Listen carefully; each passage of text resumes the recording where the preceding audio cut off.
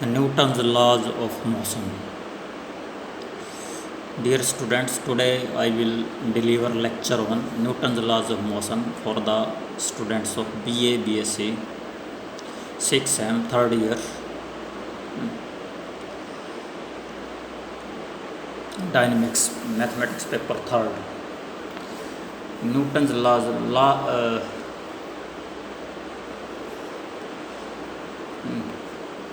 Newton has given two types of laws. First is Newton's laws of motion. Second is Newton's laws of gravitational attraction. Okay.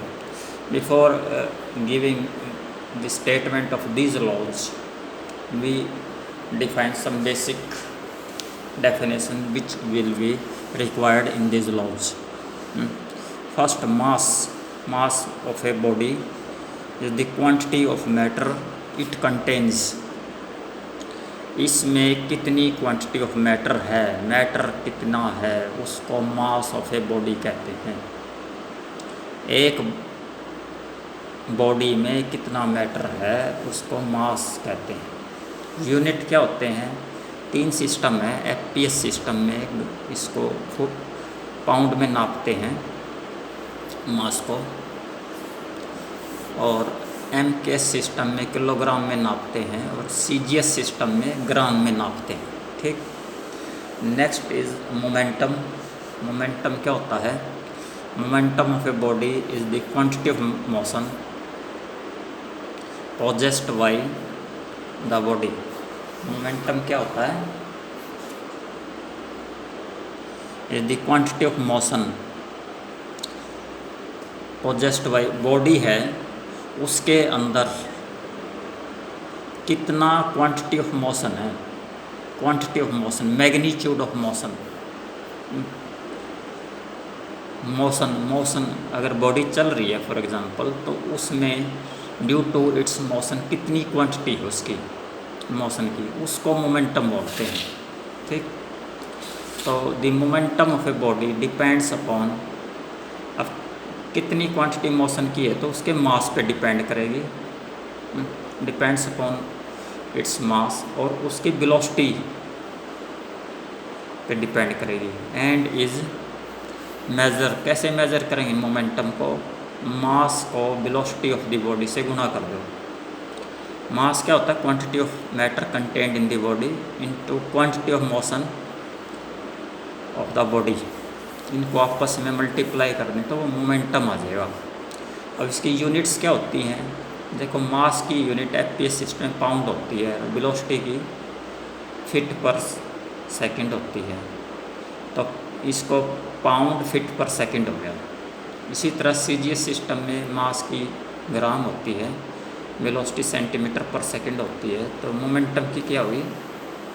Gram centimetre पर second. इसी तरह MKS system में मास kilogram में नापा जाता है, velocity आपकी ये मीटर पर सेकंड होती है, तो ये क्या होगी? किलोग्राम मीटर पर सेकंड।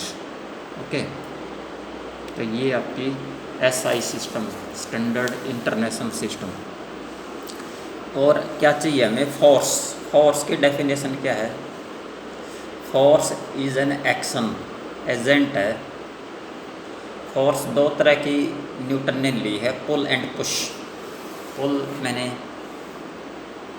खींचना, जो हैवी बॉडीज है, पुल। पुश मैंने धकाना, है ना। तो ए फोर्स इज एन एक्शन, एक एक्शन है या एक एजेंट है। उस एजेंट, वो पुल टाइप भी हो सकता, पुश टाइप भी, which acting on a body, body के ऊपर एक्ट करेगा। और वो क्या करेगा? एक एजेंट चेंजेस, या तो चेंज कर देगा या कोशिश करेगा, tends to change the state of rest. अगर बॉडी रेस्ट पे है तो वो एजेंट, वो पुल या पुश क्या करेगा? उस रेस्ट पोजीशन को चेंज करने की कोशिश करेगा, चेंजेस, और टेंड्स टू चेंज, या कोशिश करेगा या कर देगा change the state of rest और of uniform motion, state of rest और of uniform motion of the body और ये इन स्ट्रेट लाइन, ये जो ये न्यूटन्स ने नियम पढ़े हैं स्ट्रेट लाइन के अलोंग पढ़े हैं ज़्यादा। इन स्ट्रेट लाइन ये बॉडी एक एजेंट है पुश या पुल, वो स्ट्रेट लाइन में चेंज करेगा या टेंड्स टू चेंज करेगा। ओके, तो फोर्स। तो तीन चीज़ें हमें मास, मोमेंटम, फोर्स। फोर्स को कैसे नापते हैं, इसकी यूनिट्स क्या हैं।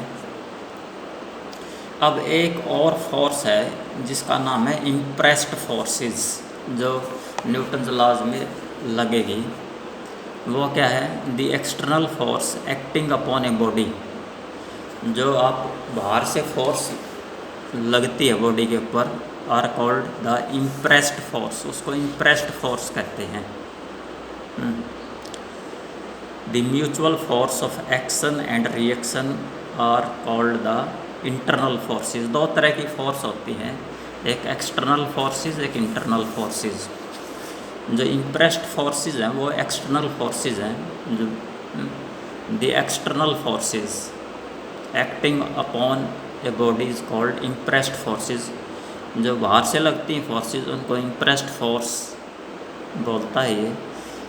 और जो अंदर लगती हैं बॉडी के अंदर म्यूचुअल एक्शन एंड रिएक्शन है जैसे, वो इंटरनल फोर्सेस हैं। अब न्यूटन ये हमें चाहिए, बेसिक चीज़ें हमें क्या चाहिए थी, मास क्या होता है, मोमेंटम क्या होता है, ये न्यूटन्स लॉ में आएंगी टर्म्स। फोर्स क्या होता है, इम्प्रेस्ड फोर्स क्या है, हैं। अब फर्स्ट नियम क्या है, न्यूटन्स लॉज ऑफ मोशन। पहला नियम, स्टेटमेंट क्या है इसकी, every body continues in its state of rest. जो स्टेट ऑफ रेस्ट है उसमें ही रहने की कोशिश करेगी बॉडी, या अगर वो यूनिफॉर्म मोशन में मूव कर रही है तो उसमें रहने की कोशिश करेगी इन ए स्ट्रेट लाइन। न्यूटन ने स्ट्रेट लाइन में डिफ किया है। अनलेस इट इज़ कंपेल्ड, इसको कंपेल किया जाए, unless it is compelled by impressed forces. जो एक्सटर्नल फोर्सेस से अगर कंपेल कर दें तो क्या होगा, उसकी स्टेट बदल जाएगी। रेस्ट पे है तो वो मोशन में आ सकती है, मोशन में है यूनिफॉर्म मोशन में, मोशन नहीं है यूनिफॉर्म मोशन है, तो वो रेस्ट पे आ सकती है। Unless it is compelled by impressed forces to change that state, उस स्टेट को चेंज कर दें। ठीक है, ये न्यूटन का पहला नियम है। तो अगर इसको हम ब्रेकअप करें according to this rule, this law, a force is necessary to change. Force क्या है, चेंज है। फोर्स हमें लगानी है state of rest of a body, उसके बिना नहीं हो सकता। स्टेट ऑफ रेस्ट है जैसे ऑफ द बॉडी को चेंज करना है तो अपने फोर्स लगानी पड़ेगी, नंबर एक। नंबर दो, the speed of a body moving in a straight line.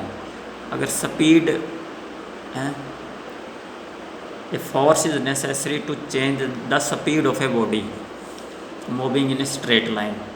ठीक, इस नियम के अनुसार क्या है, force is necessary to change the state of rest of a body, the force is necessary to change the speed of a body moving in a straight line, और the force is necessary to change the direction of motion of a body without even changing the its speed.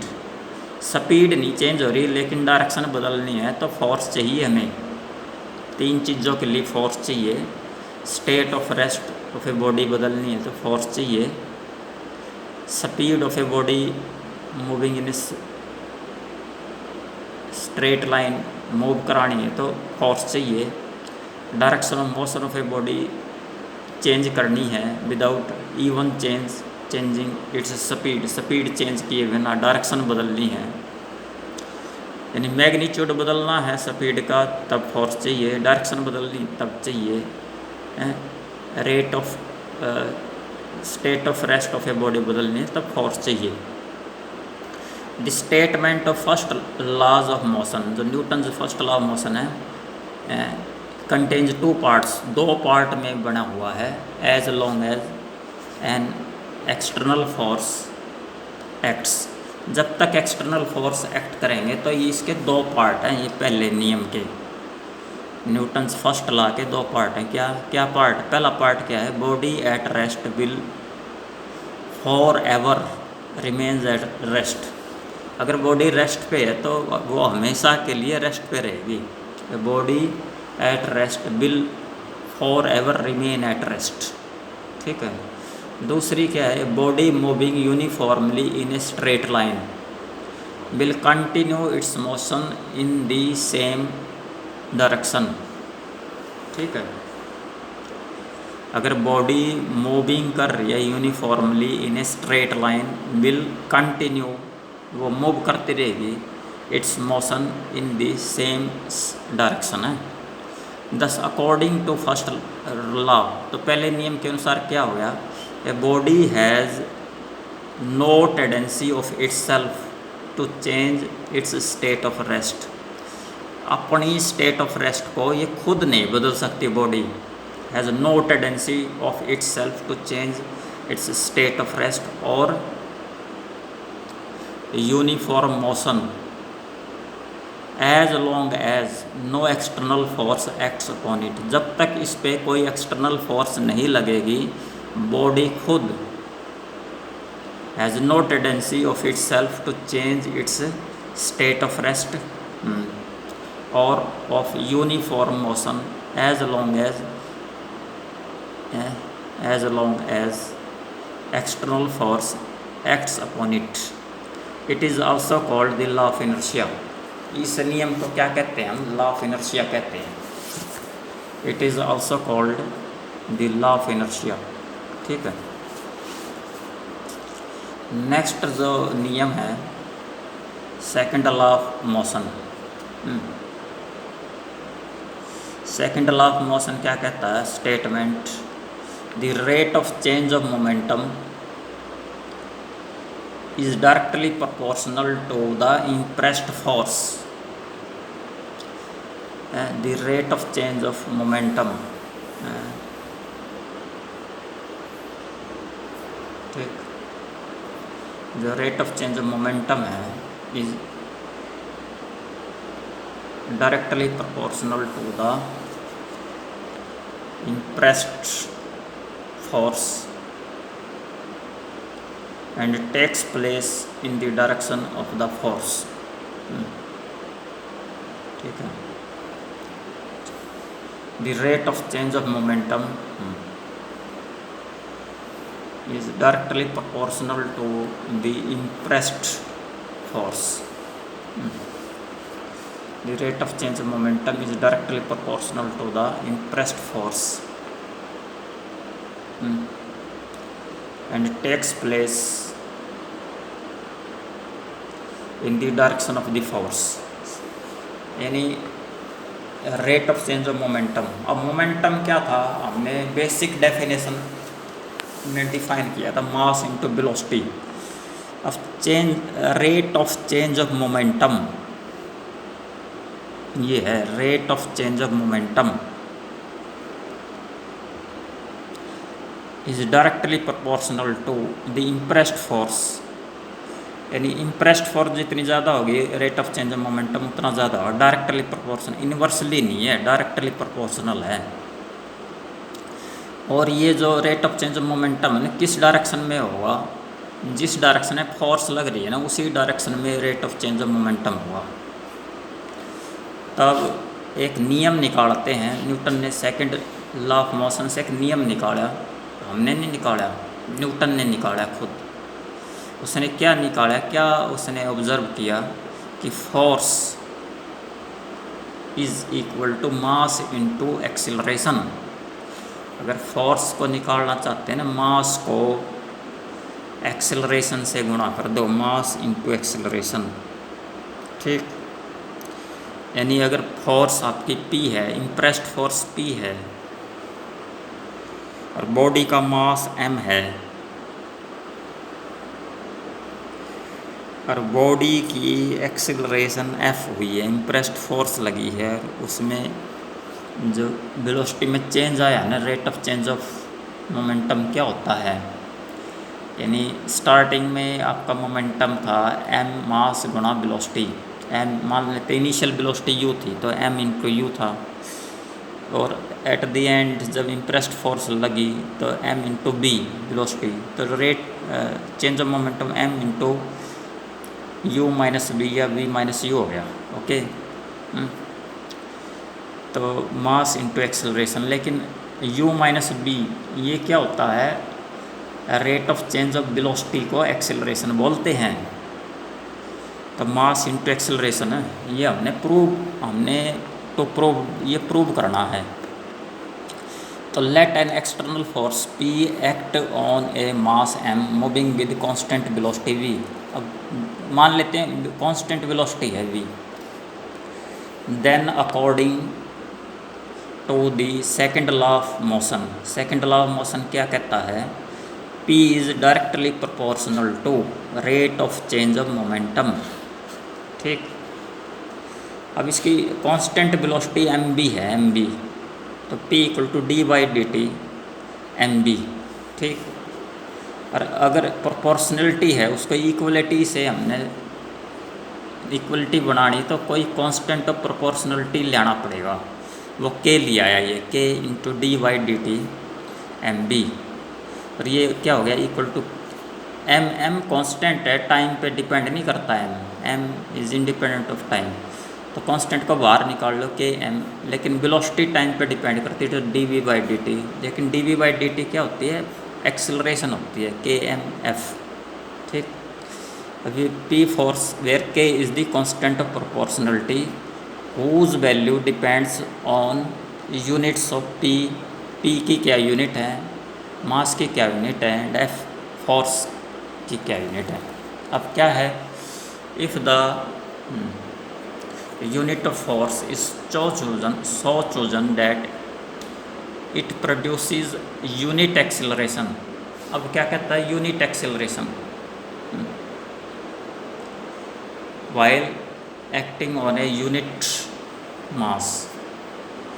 Unit mass है, m equal to 1 है, acceleration 1 unit है, p equal to 1, force 1 unit है, p equal to 1 when m equal to 1 f equal to 1। अगर मास एक है, एक unit है, force एक यूनिट है, तो p क्या है, एक हो जाएगा। देन फ्रॉम 1 से क्या होगा, एक पुट करो p की जगह, equal to k into 1 into 1, तो k भी 1 हो गया। Hence 1 becomes p equal to mf, k की वैल्यू 1 आ गई, which is called equation of motion. इसको हम इक्वेशन ऑफ मोशन बोलते हैं, basic. p equal to mf fundamental है, ये फंडामेंटल चीज़ है, इक्वेशन ऑफ मोशन है।